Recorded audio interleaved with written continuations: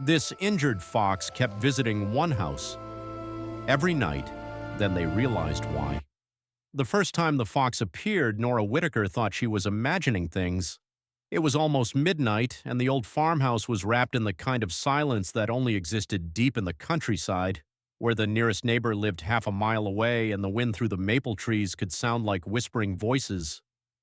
Nora had been standing at the kitchen sink, rinsing a mug after another sleepless evening when something moved beyond the window. At first she thought it was a shadow crossing the yard. Then the security light above the back porch flickered on, and there, standing at the edge of the gravel path, was a fox. She was smaller than Nora expected a fox to be, thin and ragged, with a dull red coat that should have looked bright but instead seemed faded by mud, rain, and hunger. One of her back legs was lifted slightly off the ground, and her pointed face was turned toward the house as if she had been waiting for someone to notice her. Nora held her breath. The fox did not run. She just stood there, her ears high, her body trembling with exhaustion. For nearly 20 seconds, woman and animal stared at each other through the glass. Then the fox gave a soft, sharp cry, turned toward the woods, and vanished into the dark. Nora didn't tell anyone about it the next morning. Her husband Peter had enough to worry about. The farm had not been a working farm for years, but the property still demanded constant repairs, and the roof over the barn had started leaking again after the last storm.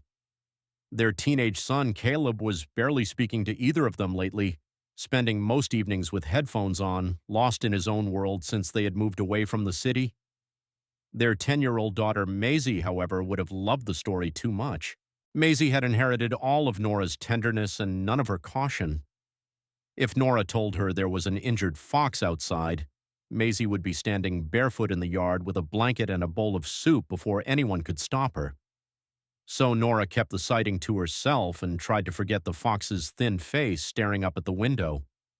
But that night, at almost the exact same time, the security light flickered on again. Nora was in the living room folding laundry when the pale glow spilled across the kitchen floor. She froze. Slowly, she walked to the window. The fox was back. This time she came closer. She limped across the gravel with painful, uneven steps and stopped beneath the porch railing. Her fur was wet from mist rising over the fields. Her sides moved quickly with shallow breaths.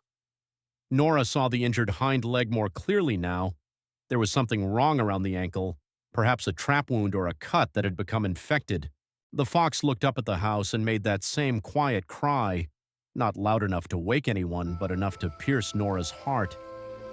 "Oh, sweetheart," Nora whispered, one hand pressing against the counter. "What happened to you?" The fox's ears twitched at the sound of her voice, though the window was closed. For one strange moment, Nora had the impossible feeling that the animal understood her. Then the fox turned again toward the trees. She moved a few steps, stopped, looked back, and waited. Nora frowned. "What are you doing?" she murmured. The fox took another few limping steps toward the darkness, then looked back again. Nora knew better than to follow a wild animal at midnight. She had grown up around woods and fields, and her father had taught her to respect the invisible line between human help and human interference. Wild animals were not pets. Fear made them dangerous, and pain made them unpredictable. Still, there was something almost deliberate in the fox's behavior, something that looked less like wandering and more like asking. Nora stood there for several minutes, unable to move, until finally the fox gave one last cry and disappeared between the black trunks of the trees. After that, Nora did not sleep at all. On the third night, Peter saw her. Nora was standing at the back door in her robe holding a flashlight, her hand hovering near the lock. Peter came downstairs for a glass of water and stopped when he found his wife staring into the yard. "Nora," he said, his voice rough with sleep, "what are you doing?" She turned too quickly, like a child caught doing something forbidden. "There's a fox," she said. Peter blinked. "A fox?" She nodded toward the yard. "She's been coming here 3 nights now. She's hurt." Peter stepped beside her and looked out. At first, he saw only the dim outline of the yard and the barn beyond it. Then the security light caught two bright eyes near the lilac bushes. The fox stood in the same place as before, thin body angled toward the woods, injured leg lifted. Peter's face changed. He was a practical man, not unkind, but cautious in the way people become after enough disappointments. He believed in fixing what could be fixed and accepting what could not. "She needs animal control," he said quietly, "or a wildlife rehabber." "At midnight?" Nora asked. "No, in the morning." The fox cried softly and looked toward the woods again. Nora's hand moved to the doorknob. Peter caught her wrist gently. "Don't. Peter, look at her. She keeps coming back." "Because she's hungry, probably." "Then why doesn't she stay when I bring food? Why does she keep looking behind her?" Peter did not answer. The fox took 3 steps away, stopped, and looked back again. This time even Peter noticed. His brow tightened. "That is strange," he admitted. Nora opened the door before he could stop her. Cold air swept into the kitchen. The fox flinched but did not run. Peter whispered her name in warning, but Nora stepped onto the porch. "Easy," she said softly. "I'm not going to hurt you." The fox trembled. Up close, she looked worse than Nora had realized. Her fur was patchy near the injured leg, and there was a raw mark around the lower part of it, almost perfectly circular. Nora felt anger rise in her chest. "A snare," Peter whispered behind her, having stepped onto the porch despite himself. "Or wire." The fox's eyes flicked toward him and she backed away. "Stay behind me," Nora murmured. She crouched, lowering herself slowly. "What do you need, girl?" The fox stared at her. Then, with clear effort, she turned and limped toward the tree line. After 5 yards, she stopped and looked back. Nora stood. Peter exhaled sharply. "No, absolutely not." But his voice lacked certainty. The fox waited. The woods beyond the yard were dark and wet, full of tangled brush and old stone walls left from farms that had disappeared generations ago. Nora knew those woods well enough by daylight, but at night they became another world. "She wants us to follow," Nora said. "Or she wants food, and we're imagining the rest," Peter replied. The fox cried again, and the sound was so desperate that both of them fell silent. They did not follow her that night. Peter convinced Nora it was too risky, and Nora convinced herself he was right. They called the county wildlife hotline at sunrise and left a message. By noon, a woman named Tessa Grant called back. She ran a small, licensed wildlife rehabilitation center 40 minutes away and sounded both tired and kind. Nora described the fox, the injury, the nightly visits, the way the animal seemed to lead them toward the woods. Tessa was quiet for a moment. "Is it a female?" she asked. "I think so," Nora said. "Why?" "Because it's spring," Tessa replied. "And if an injured vixen is taking risks around a house, there may be kits nearby." Nora felt the room tilt slightly. "Babies?" "Possibly. I don't want to jump to conclusions. But fox mothers are usually extremely cautious. If she's approaching you repeatedly, something may be wrong. I can come tonight, but I need you not to try catching her yourself. A frightened fox can injure herself worse trying to escape," Nora promised. Then she hung up and stood in the kitchen with one hand pressed to her mouth. That afternoon, Maisie found out. Nora had not meant for it to happen, but children have a way of hearing the one thing adults are trying not to say. She came into the kitchen while Nora was telling Peter about Tessa and stopped mid-step. "There are baby foxes?" she asked, eyes wide. Nora closed her eyes. "Maybe." Maisie's whole face changed. "We have to help them." "A professional is coming," Peter said. "We are not going into the woods." Caleb, who had been leaning against the doorway with his phone in hand, glanced up. "Wait, there's actually an injured fox coming here every night?" "Yes," Nora said. "And you didn't tell us?" Maisie demanded, offended. "Because I knew you would react exactly like this." Maisie looked ready to argue, but then her expression softened with worry. "Is she scared?" Nora thought of the fox standing in the rain, shaking. unable to put weight on her leg. Yes, she said. I think she is. Tessa arrived just after sunset in an old green pickup truck with a covered crate, thick gloves, a net, medical supplies, and the calm, watchful manner of someone who had spent years earning the trust of frightened animals. She was in her late 30s, with dark hair tied under a cap and a faded jacket with muddy sleeves. She listened carefully as Nora repeated everything. She inspected the yard, the tree line, and the faint tracks in the soft ground near the porch. She's been taking the same route, Tessa said, from the woods to the porch and back. Peter crossed his arms. Can you trap her? Maybe, Tessa said. But if she has kits, trapping her before we know where they are could put them at risk. If she's nursing, we need to locate the den or at least confirm whether there are babies. Maisie stood beside Nora, clutching the sleeve of her sweater. Will the babies die if she can't get to them? Tessa looked at her gently. Not if we find them in time. Caleb, who had pretended not to care, was now watching the woods with unusual seriousness. What do we do? He asked. Tessa looked surprised by the question, then nodded toward the house. We wait, quietly. They turned off most of the lights. Nora made tea no one drank. The family sat in the kitchen with Tessa near the back door, speaking in whispers as if they were waiting for a ghost. Hours passed. Maisie fell asleep with her head on Nora's lap. Caleb checked the time over and over but did not leave. Peter paced silently. At 11:47, the security light came on. Everyone froze. The fox stood beneath the lilac bushes. Tessa raised a hand, signaling everyone to stay still. She moved slowly to the window and studied the animal. The fox looked even weaker than the night before. Her injured leg shook when she tried to lower it. Her narrow face turned toward the house and she cried once.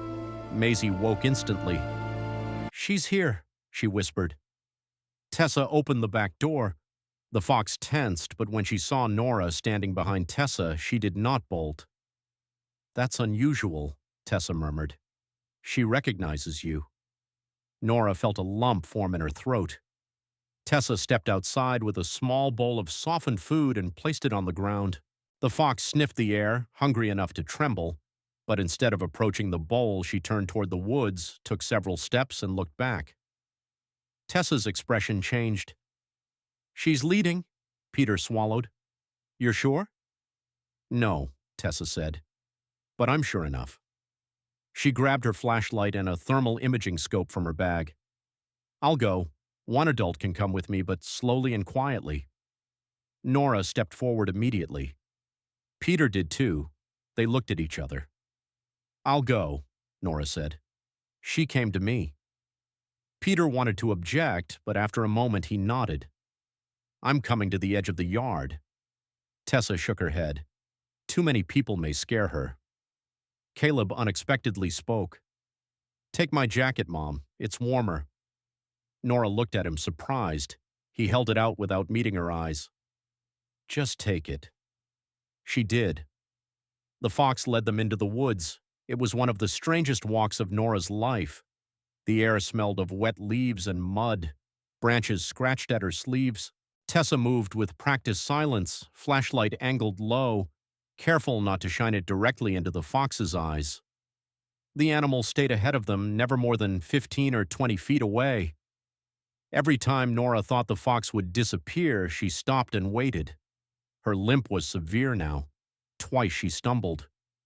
Each time Nora instinctively stepped forward, and each time Tessa stopped her with a whisper. Not yet. Let her show us. They crossed a shallow ditch, climbed over a collapsed stone wall, and pushed through a thicket of blackberry canes. The woods opened into a low hollow where an old shed stood half hidden under vines. Nora recognized it faintly. It had belonged to the farm before theirs decades ago, back when properties were divided differently. She had never gone inside because the structure looked ready to collapse. The fox stopped at the entrance. She turned to Nora and made a sound unlike the cries before, softer, lower, almost broken. Then they heard the tiny voices. Nora gripped Tessa's arm. From beneath the shed came faint, frantic squeaking, several little cries overlapping in the dark.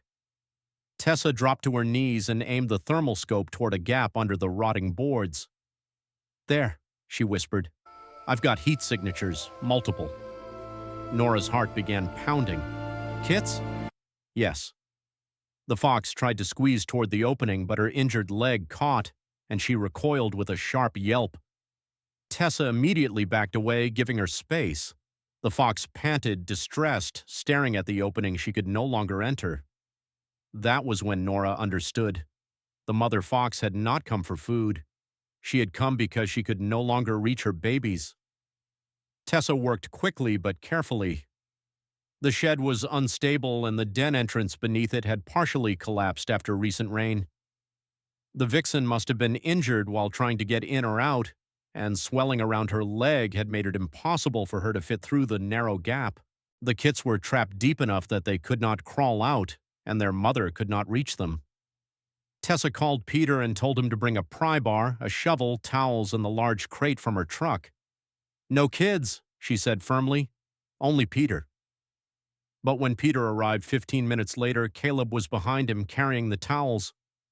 "I told him not to come," Peter said under his breath. Caleb looked pale but determined. "I can help carry stuff." Tessa studied him for a second, then said, "Stay where I tell you. Do exactly what I say." Caleb nodded. The rescue took nearly 2 hours. Rain began again, first as a mist and then as a steady cold drizzle. Peter carefully lifted rotted boards while Tessa checked the structure's weight. Nora held the flashlight with hands that ached from gripping it too tightly. Caleb knelt in the mud, passing tools, silent except when Tessa asked for something. The mother fox remained nearby, too exhausted to flee, too frightened to come close. She watched every movement with bright, desperate eyes. Once, when a board cracked loudly, she darted forward in panic, and Nora whispered, "It's okay, sweetheart. We're trying. We're trying." The fox froze at her voice and stayed. Finally, Tessa cleared enough space to reach inside. She stretched one gloved arm into the darkness, her face pressed nearly against the mud. A moment later, she withdrew the first kit. It was impossibly small, no bigger than a kitten, with dark grayish fur, folded ears, and a tiny open mouth protesting the cold. "Alive," Tessa said. Nora made a sound that was half sob, half laugh. She wrapped the kit in a towel and held it against her chest as Tessa reached for another. One by one, the babies came out. 5 kits in total, chilled, hungry, and weak, but alive. The last one was the smallest. It barely moved when Tessa placed it in Nora's hands. "This one needs warmth now," Tessa said. "Open your jacket." Nora tucked the tiny body inside Caleb's jacket against her sweater. The kit's faint heartbeat fluttered against her like a moth. The mother fox cried from the edge of the clearing. Tessa looked at her. "I know," she said softly. "They're here." She placed the towel bundle low enough for the vixen to see. The fox took one trembling step forward, then another. For a moment, it seemed she might come all the way to them, but pain and fear stopped her. She lowered her head and whined. "We need to take all of them," Tessa said. "The kits need fluids and warmth. She needs treatment. I'll set a soft catch crate and see if she'll go in if the babies are nearby." Peter looked doubtful. "Will she?" "She came to a house for help," Tessa said. "Tonight, I'm willing to believe in unlikely things." They carried the kits back toward the farmhouse, moving slowly so the mother fox could follow, and she did. Despite her injured leg, despite the rain, despite her fear of humans, she followed the sound and scent of her babies through the woods. At the yard, Maisie was watching from the kitchen window with both hands over her mouth. Nora saw her daughter's face crumple when she spotted the towel bundles. Peter motioned firmly for her to stay inside. Tessa placed the kits inside a warmed crate in the open back of her truck, then set a second crate nearby with food at the entrance. The vixen hovered at the edge of the driveway, torn between terror and motherhood. The smallest kit squeaked. The mother fox lifted her head. Slowly, painfully, she limped forward. No one breathed. She sniffed the air, glanced at Nora, then entered the crate. Tessa closed the door gently behind her. Maisie burst into tears. At the rehabilitation center, the vixen was sedated just long enough for Tessa and the veterinarian on call, Dr. Simon Hale, to treat her injuries. The mark around her hind leg had indeed been caused by a wire snare, likely an illegal one set somewhere beyond the property line. She had torn herself free, but the wire had cut deep. Infection had started. She was dehydrated, underweight, and exhausted from trying to nurse her kits while injured. "She shouldn't still be standing, Doctor," Hale said quietly.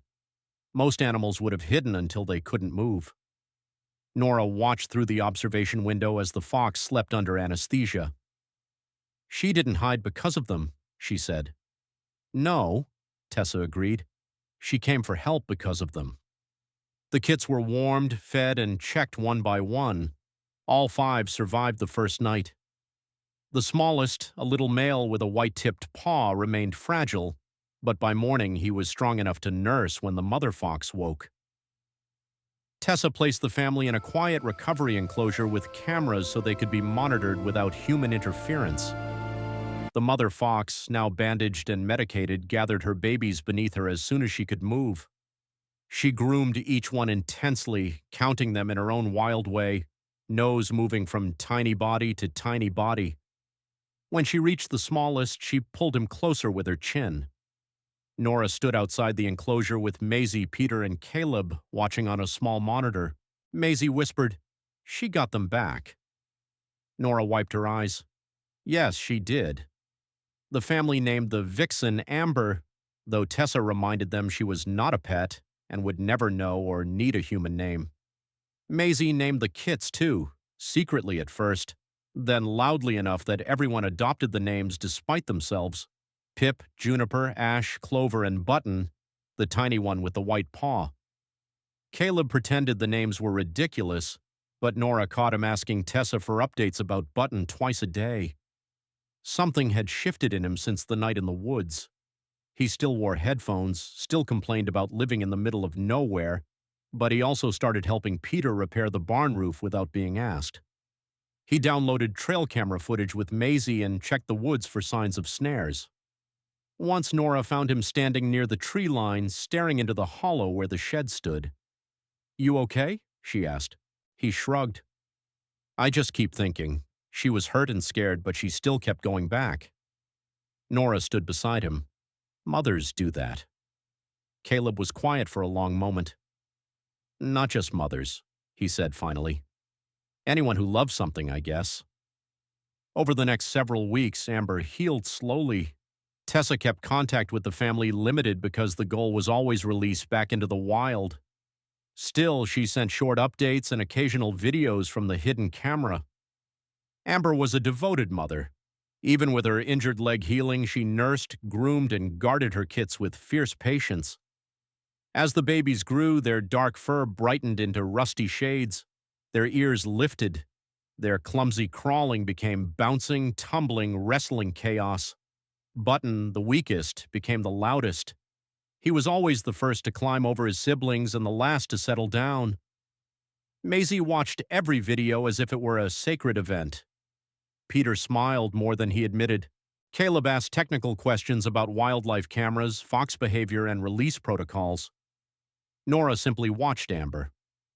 The fox had trusted her just enough to lead her into the dark, and Nora felt the weight of that trust every day. But the story did not remain private for long. The illegal snare changed everything. Tessa reported it to local wildlife authorities, and soon an officer came to inspect the area. More wires were found deeper in the woods beyond the Whitaker property, hidden near game trails. Some were old, some were recent. Peter was furious. "Who does this?" he demanded. The officer's expression was grim. People who don't care what suffers as long as they catch something. The discovery led to a wider investigation. Neighbors were warned. Flyers were posted. Volunteers helped search surrounding land for more traps. Caleb joined every search. So did Nora. Even Maisie helped by making bright signs that said, "Wild animals feel pain too," and report illegal traps. At first, Nora worried people would dismiss her daughter's handmade signs. Instead, the town put them in shop windows. 6 weeks after the rescue, Tessa called with cautious happiness in her voice. "Amber's leg is strong enough," she said. "The kits are healthy. They're old enough to begin soft release." Nora sat down at the kitchen table. She had known this moment would come, but it still caught her off guard. "What does that mean?" "We release them in a protected area with a temporary shelter and supplemental support while they adjust. Given where her den was and the trap risk nearby, I don't want to release her directly behind your property, but there's a conservation area about 3 miles north, connected to the same woodland corridor. It's safer." Nora felt relief and sadness mixing together. "Can we be there?" Tessa hesitated. From a distance, quietly, no approaching, no calling to her. "Of course." Then Tessa added softer, "I think she'd recognize you. That's exactly why we have to do it carefully." The release happened at dawn on a clear May morning. The sky was pale lavender, the fields silver with dew. Nora, Peter, Caleb, and Maisie stood behind a line Tessa had marked, far enough away not to interfere. Tessa and Dr. Hale carried the transport crates to the edge of a meadow bordered by woods.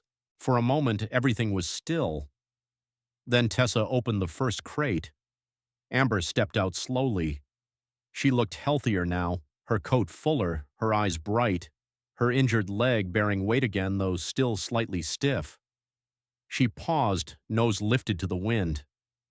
The kits tumbled out behind her, bigger now, but still small enough to look impossibly vulnerable in the wide world. Maisie pressed both hands over her mouth to keep from making a sound. Button stumbled over a clump of grass, shook himself, and chased after Clover. Amber turned sharply, checking all 5. Then her gaze moved across the meadow. She saw Nora. Nora knew she did. The fox stood very still, ears forward, amber eyes fixed in their direction. No one moved. Nora's throat tightened until it hurt. She wanted to say something, to tell the fox she was safe, to thank her for trusting them, to promise the woods would be kinder now. But wild things do not need human promises. They need space, safety, and the dignity of being allowed to remain wild. So Nora only stood with tears in her eyes and let the moment be what it was. After several seconds, Amber dipped her head slightly. Perhaps she was only scenting the grass. Perhaps she was adjusting her balance. Perhaps it meant nothing at all. But to Nora, it felt like goodbye. Then Amber turned and led her kits into the trees. Life at the farmhouse slowly returned to normal, though not exactly the same normal as before. The porch light still flickered on at night, but no fox stood beneath it. Maisie missed them openly. Caleb missed them quietly.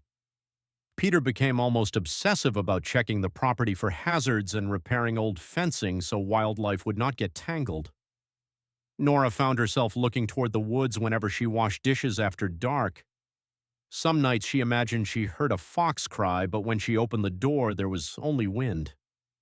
Then, one evening in late summer, the security light came on. Nora was alone in the kitchen. She looked up so quickly she almost dropped a plate. At the edge of the yard stood a fox, healthy, bright-coated, and alert. Not close to the porch this time, not desperate, not limping. Behind her, 5 young foxes played near the tree line, half-grown and wild, chasing one another through the grass like sparks of red fire in the fading light. Nora's hand flew to her mouth. "Peter," she called, barely louder than a whisper. "Kids, come here." They gathered at the window in silence. Maisie began crying immediately. Caleb whispered, "Button has the white paw." He was right. One of the young foxes pounced clumsily on a moth, flashing a tiny white paw as he landed. Amber stood apart from them watching the house. She did not cry. She did not ask for help. She did not come closer. She had only brought them to be seen. For nearly a minute, the family watched the fox family in the golden dusk. Then Amber turned, gave a soft bark to her kits, and disappeared into the woods with all 5 following behind her. Maisie leaned against Nora, crying and smiling at the same time. Peter cleared his throat twice and pretended to look for something in his pocket. Caleb took off his headphones and set them on the counter, as if even music would have been too loud for what they had just witnessed. Nora stood at the window long after the foxes were gone. Months passed. The town's illegal trapping investigation eventually led to fines and charges against a man living 2 roads over who had been setting snares on land that wasn't his. More importantly, the case changed the way people in Willow Creek talked about wildlife. The school invited Tessa to speak. Maisie stood proudly beside her with a poster of fox tracks. Caleb started volunteering at the rehabilitation center on weekends, first cleaning enclosures, then helping set up trail cameras, then talking about studying environmental science after graduation. Peter built insulated recovery boxes for orphaned animals. Nora helped organize a small community fund for emergency wildlife care, and every spring after that, someone in Willow Creek would report seeing fox kits near the conservation woods, bright-eyed and quick, vanishing like little flames into the brush. Amber was seen only a handful of times over the years, once crossing the far meadow at sunrise, once standing on a stone wall after snowfall, her red coat brilliant against the white fields. Once near the old shed hollow, which Peter and Caleb eventually made safe by removing the collapsing boards while leaving the natural den beneath untouched. She never approached the house again.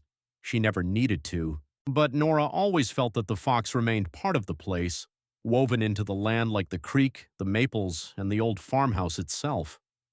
On the 3rd anniversary of the night Amber led them into the woods, Nora found Maisie sitting on the back porch at sunset.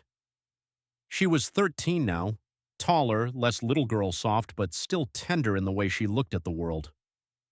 "Do you think she remembered us?" Maisie asked. Nora sat beside her. "I think she remembered safety. I think she remembered that when she asked for help, someone listened." Maisie considered that. Most people wouldn't have followed her. Nora looked toward the trees. Maybe not. "Why did you?" Nora smiled faintly. "Because she kept coming back." The answer seemed simple, but Nora knew it was more than that. Amber had returned night after night because love had made her brave. Nora had followed because compassion had made her listen. Between those two things, 5 tiny lives had been saved. Years later, when people asked Nora why she cared so much about injured animals, she would tell them about the fox who appeared under the porch light. She would describe the muddy fur, the wounded leg, the desperate eyes, the way the vixen turned toward the woods and looked back, trusting humans just enough to show them where her babies were trapped. She would explain that kindness is not always grand or easy. Sometimes it means stepping into the cold rain at midnight. Sometimes it means following a frightened animal into the dark. Sometimes it means helping without expecting to keep what you saved. And always at the end, Nora would say the same thing. The fox came to us because she was injured, but she didn't come for herself. She came because her babies needed a chance. That's what animals can teach us if we're humble enough to pay attention. Love is not only human, courage is not only human, and sometimes the wildest hearts know exactly where to find kindness. So before we go, remember this. When an animal appears at your door, when a small life seems to be asking for help, it may not be random. It may be the beginning of a story you were meant to be part of. And sometimes one moment of compassion can echo far beyond a single night, saving not just one life but an entire family hidden in the dark.